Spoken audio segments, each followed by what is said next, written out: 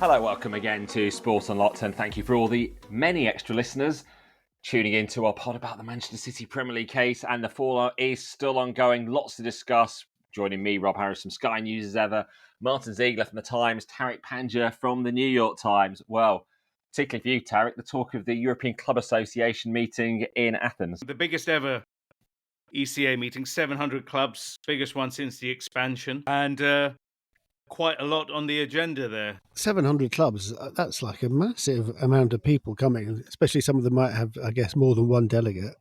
Sounds enormous. There was talk that the ECA is just for the elite teams, but still, you do wonder how this thing works, don't you? What's in the interests of the bigger clubs with all of that commercial interest versus clubs that's just trying to keep their head above water.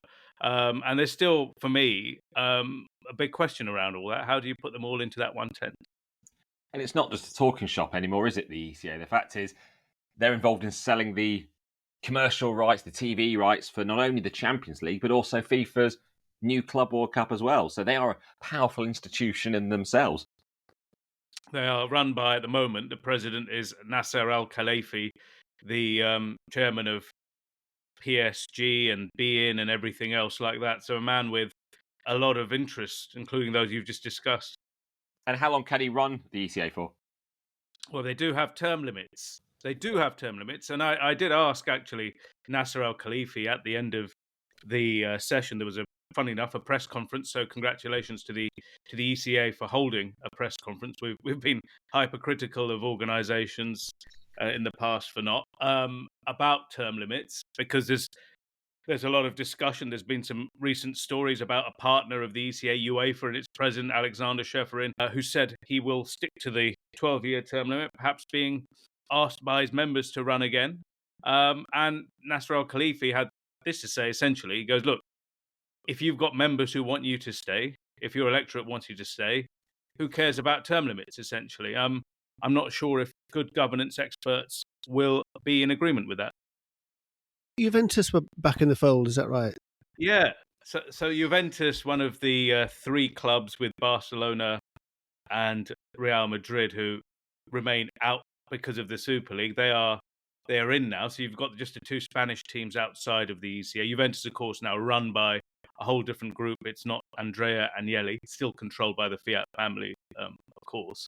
But yeah, it seems like one of the big beasts back in the tent. But there was quite a lot going on. Obviously, the City case had just happened a few days earlier. But the one thing that most of the clubs cared about, don't forget, this is not a session for English Premier League clubs. Yes, the City case is really important. But for those who are there, we talked about the Lassana Diarra transfer case in the pod but one ago, and what a big deal that might be for the transfer market, because essentially the risk here is players could walk out potentially of their contracts and have the chance to join other teams for we still don't know what it's going to be, but for sanctions that aren't as onerous as they are. So I was talking to teams that do develop players, and some were saying, well, we're really worried about this, seeing how this goes. If this doesn't work, because our business model often is based on trading players. You think about teams in Portugal, Belgium, etc.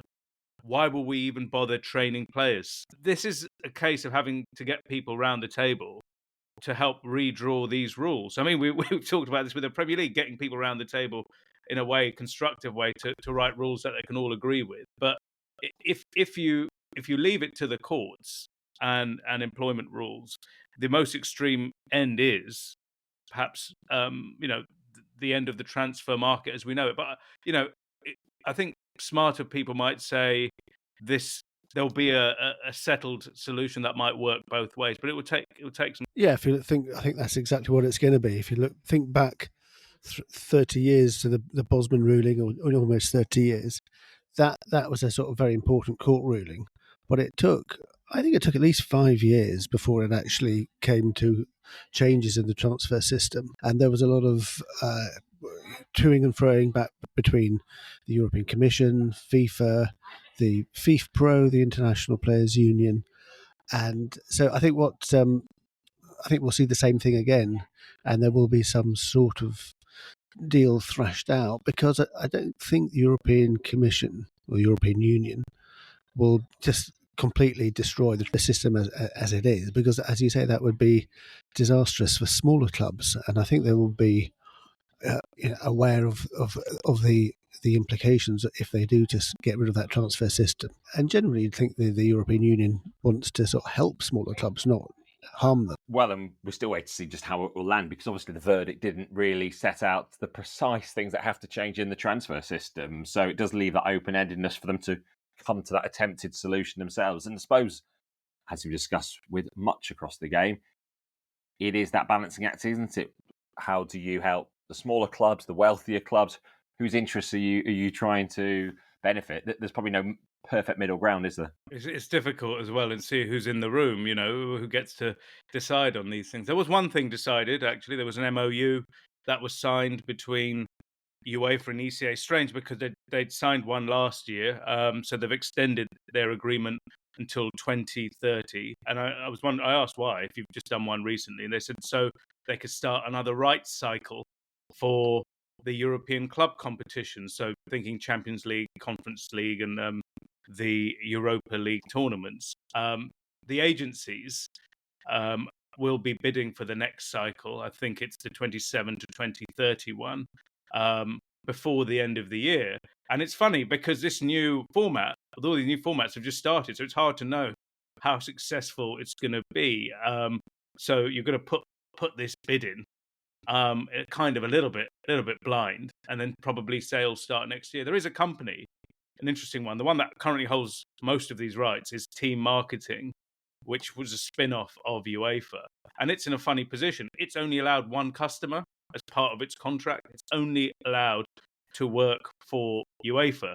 So if this company, say, was to not win this right cycle, this bid, question marks over its 150 staff over there in Switzerland. Yeah, so obviously we had quite a few Premier League clubs at the ECA meeting in Athens. Who was there for Manchester City? What were the dealings like? Was it not mentioning the elephant in the room?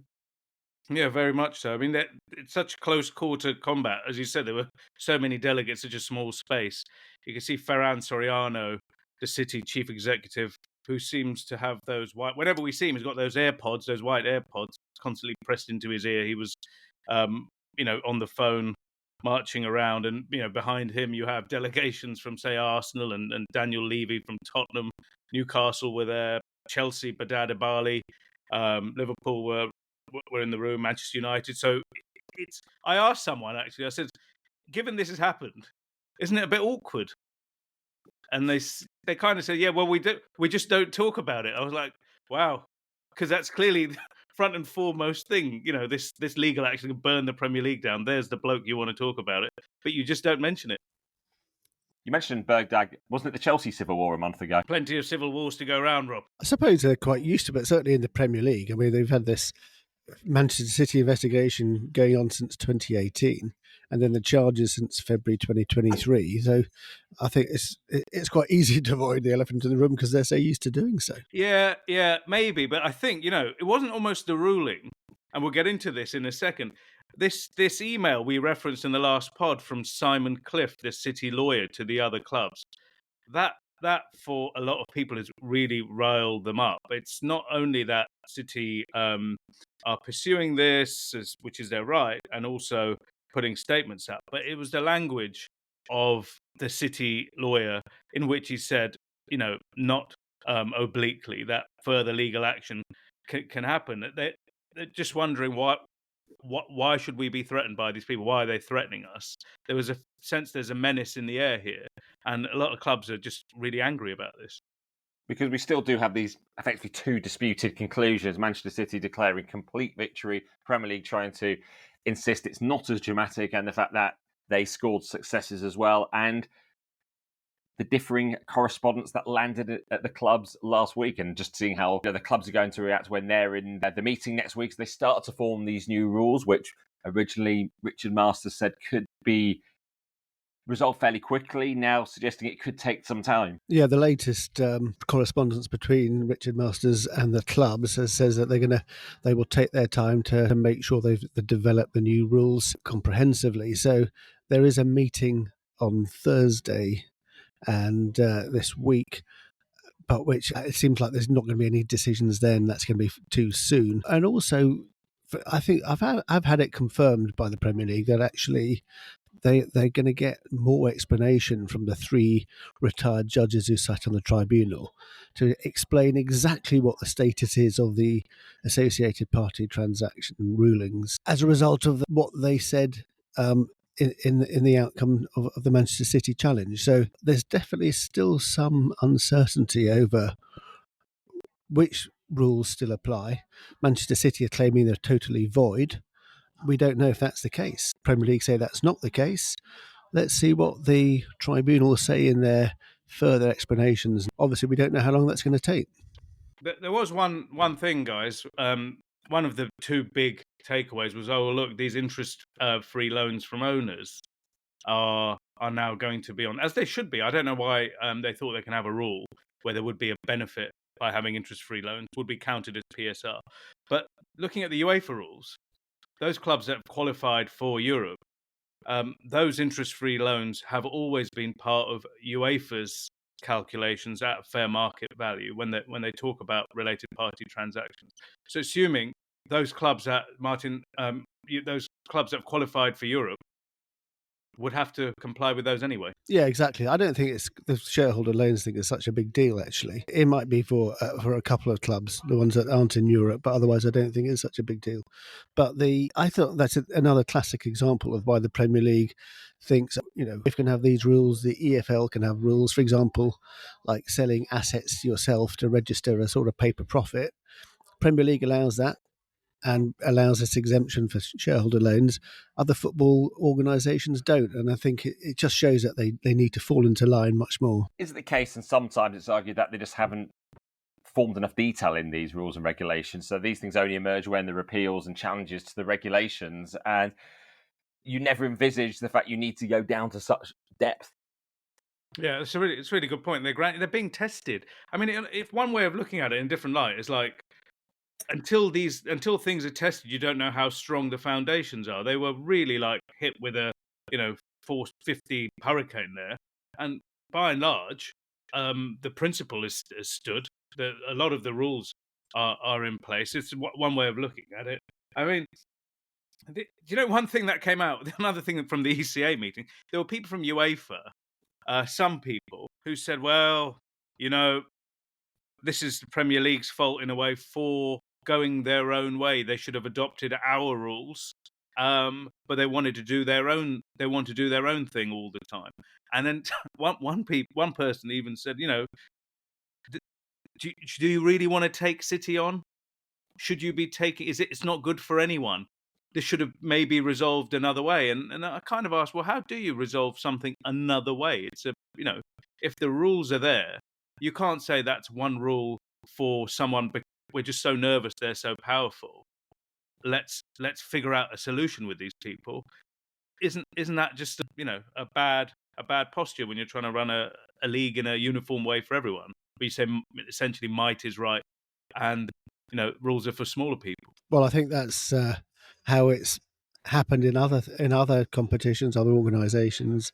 You might even say UEFA, with a lot of their financial fair play decisions have sort of tried to come to some sort of deal between the clubs to sort of reduce what they could argue as being damage to their own competitions. And I know, like some Premier League clubs, a couple who are sort of gave evidence for Manchester City in this legal challenge that are of the view that even with 115 charges, that actually the Premier League should come to some sort of deal. Obviously, as those legal fees mount up, what this verdict shows, the fact we're still trying to work out what it means for the clubs, what it means for the Premier League, is the fact it will complicate the full findings, assuming it does come to a conclusion, if it's a mixed form of decisions. Nominally 60 go in City's favour, the rest go in the Premier League's favour, or some are not proven.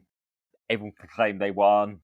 Well, I think the you know, penalties will prove who's won in this case, because you can imagine going to court and you're up for like 10 counts of a crime. You've committed 4 of those. You're probably going away, aren't you, for those 4? Or you're getting a penalty, a sentence. it will be. I don't know whether any clear on this, whether we'll get the verdict first and then the disciplinary sanctions, if there are any, later on, rather than we only discover the verdict once we get the sanctions. A lot will come down to the process, won't it? Do we get the full verdict document, then we wait for the hearing that will decide any sanctions if they're required, or will we only discover the verdicts right at the end of the process once the potential punishments are handed out, if there are any? We should find out the initial judgment and the sanctions and the full verdict at the same time before any appeal. That's how it's happened in other disciplinary cases. So that's how it should happen now as well.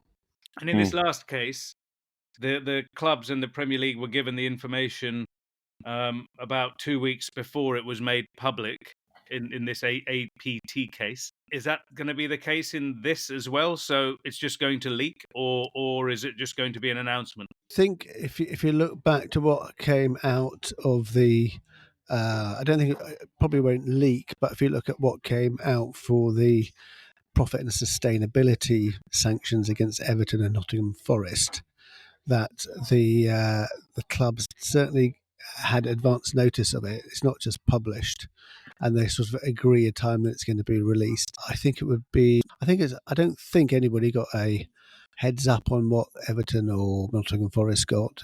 So one would hope that it's announced simultaneously for everybody.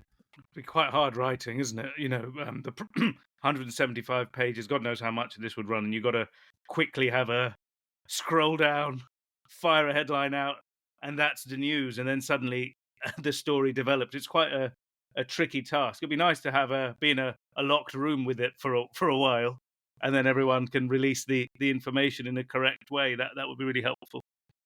As does happen with many things like public inquiries as well. Fascinating, actually, to read Karen Brady, the vice chairman of West Ham United, in her column in The Sun at the weekend. She said it was very much a sort of PR victory for Manchester City. And she said their PR and media team got their message across while making the Premier League setup look like a lower league outfit by comparison. So she thinks it's very much a sort of PR victory for Manchester City rather than an actual victory in terms of what the panel, the three judge panel, came to a conclusion about. She's dead right in terms of public relations. Manchester City won the story. That information that was splashed and it was big, and Man City winning, that was out. And I think the Premier League is in a tough spot because they have been very, very, very cautious of not saying anything, because they are essentially 1/20th owned by Man City. If you think about it, the Premier League doesn't do front foot comms, if we're honest, that hard, certainly in terms of heavy briefing. And we all deal with clubs, and we know they do. And we see that because there's been no public face of the Premier League this week talking about it to fans through us, because obviously they're restricted by their shareholders, the 20 clubs. Interestingly, of course, Karen Brady, one of the clubs, they could change the regulations in terms of how you communicate these decisions to allow, as you say, everyone to have access to it for some time beforehand. So there's perhaps more rounded verdict formed. But yeah, certainly, however it got into the public domain first, it was very much framed around City's viewpoint. Well, that's looking ahead to the Premier League meeting next week. Also, the Leaders in Sport conference going on at Twickenham. A lot of football officials are going to be there as well. Something else that caused quite a stir in football this week, particularly during those ECA meetings, was when Red Bull announced Jurgen Klopp as the head of global soccer. It took quite a few people by surprise. It did, because if you look at his managerial career and his public posture, Borussia Dortmund, a real people's club and a champion of these kind of working class clubs, if you want, at Borussia Dortmund, and then went to Liverpool, where he railed against, I think at one point, multi-club ownership. He's joined the ultimate corporate machine when you think about football, this energy drinks maker with a football club or a group of football clubs attached to it. It was, for a lot of people, you saw this particularly from Germany and Dortmund fans, that he's dead to them. this is a profession. Jurgen Klopp obviously has been offered quite a lot of money, presumably, and an interesting project. I wonder how much we and the public we project what we see onto these people more than what they really are. Yeah, you can view it as people imagining an idealism about Jurgen Klopp. He was working for capitalist American owners at Liverpool for all those years. When he talked about politics, he did talk about being on, the left more than the middle. Talking about the welfare state. I'm seeing a quote about, but he didn't really rail against capitalism, did he? No, but I think you have to realise, and this is actually a really big deal in Germany. Even like his former player Kevin Grosskreutz said, he couldn't believe it when he found out. I thought it was shit, is how he described it. He thought it. He said, I think it sucks, but he's a friend of mine. I owe him a lot, but you have to accept decisions are being made, and I'll tell him what I think when I see him. So I think there is it's a big deal in Germany. Huge in Germany, of course. Look, when Leipzig play, there's huge protests often at games they play in. And don't forget, this club has been formed now. It's been here for years in Germany. It's in the Champions League. It's one of Germany's flag bearers in a way. But games have been disrupted. There's been tennis balls, for example, hurled from the stadium in their thousands sometimes when they've played. This is a really big deal, and particularly where Borussia Dortmund sit. It is, but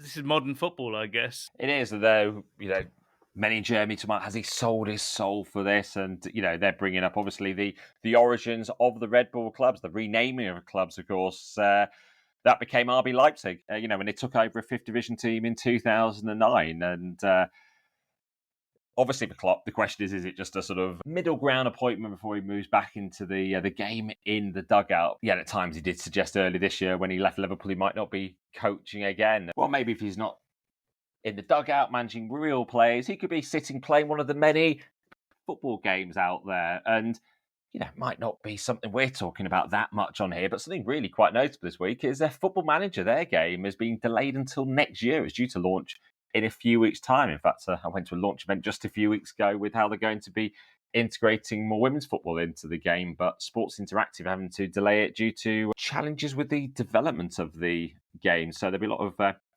disappointed gamers out there. Sega involved in producing that game, and we have mentioned in the past about the FIFA game after their costly split with EA in 2022, losing out on potentially into the billions by ending that partnership and leaving themselves without a game with the FIFA name on it. Well, I happen to notice, I say this because FIFA surprisingly didn't tell us about it. They didn't amplify it in a way they usually would do. That they've now signed an agreement with the games maker Konami. This is to effectively rescue the World Cup. Now, Konami might not sound familiar, but they're the makers of the Pro Evolution football game, which might have people sounding a bit nostalgic. Yeah, slightly curious why they've not made a deal after this. It just seems to be in the gaming media.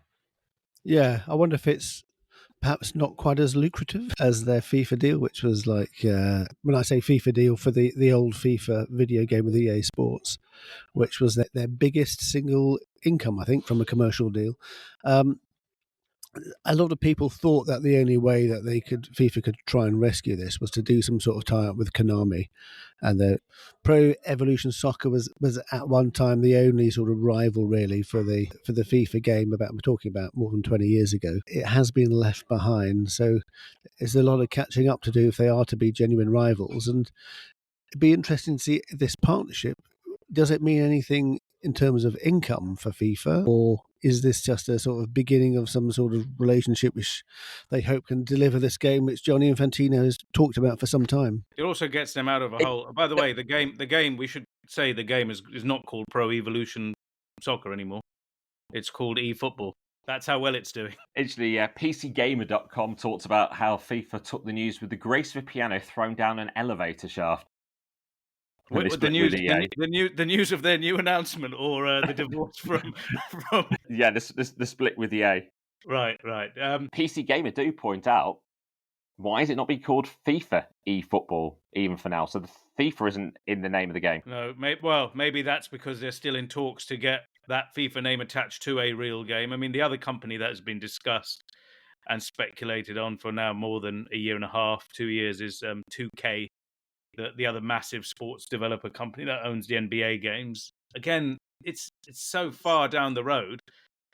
EA has actually had 2 successful launches now, and its sales haven't been damaged at all in this time. The game is growing and moving on. And Gianni Infantino did promise that the next FIFA iterations, whenever they arrive, will be the best ones ever. It's quite hard at this point to see how that's going to be achieved, isn't it? Yeah, it's proving harder to make a game than they might have imagined. Well, one place where you could see EAFC being played competitively recently was at the Esports World Cup in Saudi Arabia, attended by one Gianni Infantino. So he was watching the old game being played on quite a big stage. We mentioned things like the football elections a lot, but what about the race to become boss of World Rugby and how interested they are in investment from the Gulf? They certainly need investment from somewhere, don't they? Yes, I interviewed Bill Beaumont, the outgoing chairman of World Rugby, last week. He said it's inevitable that rugby is going to have to take money from the Gulf. He points to the fact that 3 English Premiership clubs gone bust within the last year, and there is this big offer from Qatar to host the finals of this new international tournament called the Nations Championship, which is launching biennially. 2026 is the first one. That's probably going to be in London or certainly in England. But the second one, 2028, looks like it's going to be held in Qatar. And they're offering a reported £800 million, which for rugby union is a lot of money. Seen a lot of rugby sevens in the UAE, but certainly not in Qatar. Much of a sense of rugby being part of the country. I suppose there's stadiums that need to be used there, and sport is a place to get the message across. You can imagine what sponsors they're going to have. Get Qatar's name out there, because let's be honest, we've not been mentioning Qatar much since the 2022 World Cup. So clearly for these countries, sport is a platform for them to get their message across. And as Zieg said, a lot of these sports are struggling for cash, aren't they? Well, look at cricket. Maybe you wouldn't think of the Indian Premier League being short of cash, but looks like the big auction of players is potentially going to be held in Saudi Arabia, although some now complaining about it being a... Is there any rationale for the IPL is swimming in money? What would be the reason for going to Saudi Arabia? There is an expat Indian community, a lot of throughout Saudi industry, from very lowly paid workers to professionals based in Saudi. Maybe there'll be an interest in that. Talk in the past about potential Mohammed bin Salman investment in an Indian Premier League franchise. You've seen obviously investments in football. Cricket would have a logic too. We've seen they're interested in investing in absolutely everything, aren't they? So, Saudi going to do Saudi, right? Indeed. Well, to wrap up now, a couple of sort of media-related issues about what you can trust, what information is out there, and something struck my eye. It's the former Olympic swimmer Sharon Davis. Well, she got community noted on Twitter when she posted, "Goodbye Olympic liar Imane Khelif. The controversial gender identity boxer faced a lifetime ban after the WBO confirmed she is male and revoked her gold medal." Sports News blog, "She is male. This ridiculous misuse of language has got to stop." Well, the community note says this tweet is false. The WBO has provided a statement. And what struck me is the website she linked to, amazingtoday.net, does not look like any sports news site. No, it doesn't. And it was really reckless, to be honest, because it's got a really big following. But it's the politicization of the issue around gender and sport. And obviously, Sharon Davis has been on this pod before, I think, is firmly on one side of it. But you have to be responsible with these things. She, as a former Olympian as well, would know that the WBO is not a sanctioning body probably for the Olympics. It just isn't. It was clearly a false report, but it had gone out. And the thing is, the WBO has put a statement out to say it's got nothing to do with them. It's a false report. But the tweet is still up there and it has an impact. And the athletes concerned, they've been hammered. All they've done is follow the rules as they know them, go to the Olympics and win the medal. And again, it just brings this huge amount of hate onto, in this case, Imane Khelif, but it could be others too. I think it's people get very, very sort of opinionated and have very strong feelings about certain issues. Then the sort of looking at things from a sort of clear lens can sometimes go out the window. And if they see something on social media which they seize on, then they'll go for it. Because we talked about it earlier, if you get your story out and if you make your story the strongest and the one that will generate the most emotion, that kind of trumps fact sometimes. And you see it in politics. We've got the US elections coming up. It's going to be an interesting few weeks with regards to facts in the next few weeks. The problem is it's about an education in news smartness in a way, and can we expect actually someone to not know that's a website that isn't a genuine news site? If it has the look of one, we see it all the time on Twitter X with people setting themselves up as quasi news looking sites. You can buy verification, and people share particularly a lot of news about conflicts, and because it fits their particular viewpoint, it just spreads and spreads. And in this case, maybe if you've got a high profile, that you do have an obligation, a bit like when it comes to doping matters, that you have to take that extra care. Perhaps also a need for caution, treating news and information as well, when the New York Jets fired their head coach, Robert Saleh, after their latest defeat in London last weekend. During the match against the Minnesota Vikings at Tottenham, he had a Lebanese flag on his top. He does have Lebanese heritage, and though this was being linked his departure to wearing the Lebanese flag by some, were they rushing to judgment?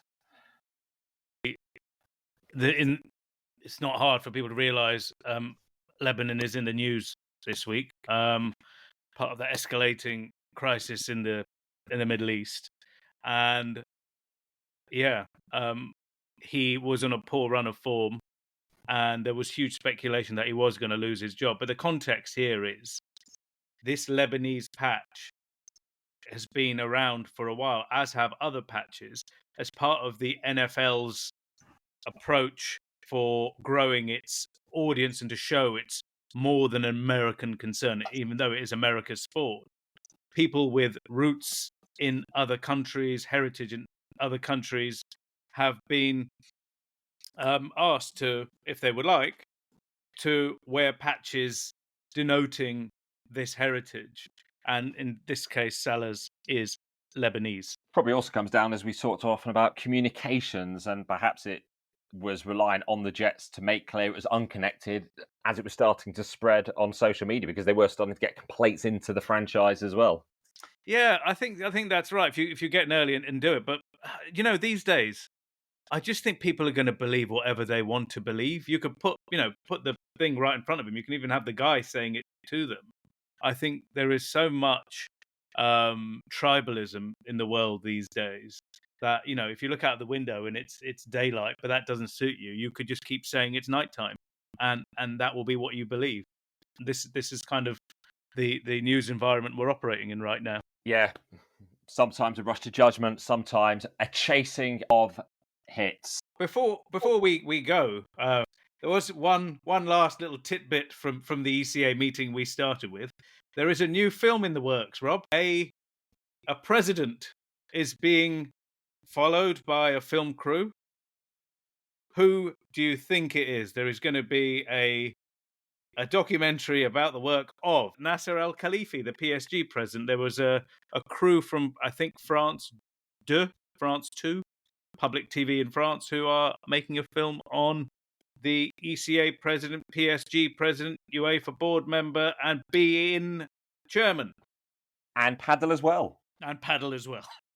Maybe we'll be seen playing paddle. Well, Martyn, at least you're in the sports mode this morning. You're going to run to play tennis? Paddle, not tennis. There you go. Make sure you don't pull a hamstring. We've got to see you next week. What about pickleball? Pickleball's for oldies. On that bombshell, bye-bye, Martyn Ziegler. And goodbye, Tariq, as well. Thank you, everyone, for listening. As ever, you can send your thoughts on X, Facebook, and Instagram @SportAndLock. But thank you for listening. Goodbye for now.